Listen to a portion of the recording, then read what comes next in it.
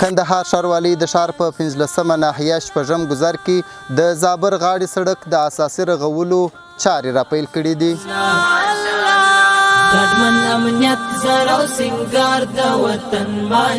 دا سړک چې د سالو خان چمن اړوند عمومي سړک د قاسم پله د عمومي سړک سره وصل کوي، تقریبا 2.5 کیلومتره اوږدوالی او 8 متره پلنوالی لري. مختکار قرار قرار د وطن ماشاءالله ګډمن امنیت د دې سترې او رغنیزې پروژې چارې تقریبا یوه میاشت مخکې راپیل شوي دي. تر دې دمه یې 50% کارونه مخته تللي دي او پاته کارونه به یې هم ډېر ژر بشپړ شي.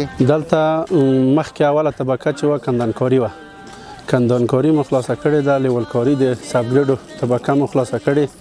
نو اوس جریان چې لري سابیس طبقه ده، د سابیس طبقه مو تقریبا نیمایي کړې او په دو پسې یوه طبقه بله کار لرو چې بیسکورسه طبقه ده. نور کار مو تقریبا 50% شوی دی او 50% پاتې دی. اوس فعلا دغه دوې پروژې چې روانې دي، یوه لکه دغه د سالو خان د چمن ده چې تقریبا 2.5 کیلومتره ساحه ده او پر دې باندې ډېر غټ ولس پروت دی، یوه طرف ته بل طرف ته. ولس په دې باندې ډېر خوشحاله دي، ډېر خوشحاله دي. یعنې اوله خوشحالي دا ده چې د دې د ناحیې خلک په کار کې راغلي دي. په دغه رغنیزه پروژه کې هر ورځ 140 کسانو ته د کار کولو زمینه برابره شوې ده چې نه کسان په مسلکي ډول او 111 کسان په غیر مسلکي ډول کار کوي. په دغه سړک باندې اخته یو ډېر خوشحاله یو چې دغه پروژه ورې تطبیق شوله. هغه چې وایي خدای خرما دواړه پیدا کېږي، هغه دا د کور مخ ته پیسې پیدا کړلې او لار مو آباد. بیخي شکر دی، الحمدلله دین راضي او خدای پاک وکړي چې داسې نورې پروژې موږ ته دغسې په دا کار د مسلمانانو سره اخته دي. دا د زابره غاړه وخت چې داسې خراب و چې مریض بې راستي در یو ځای بې رسوي، نو ډېر په تکلیف بې رسوي. موږ ډېر ځینې خوشحال یو.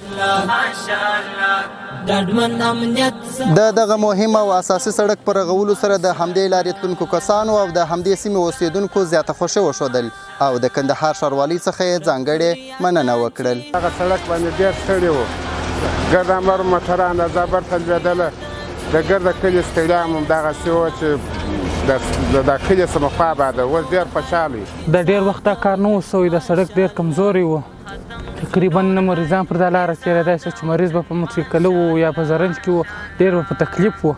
او اوس الحمدلله پر دا لاره باندې ډېر ښه خوند یې وکړي، ځوانان پر کار ودرېدله، دا لاره ښه خوند وکړي، ستاسو کارونه موږ ته ښه خوند راکوي. انشاءالله ګرده کلي دعاوې درته کوي.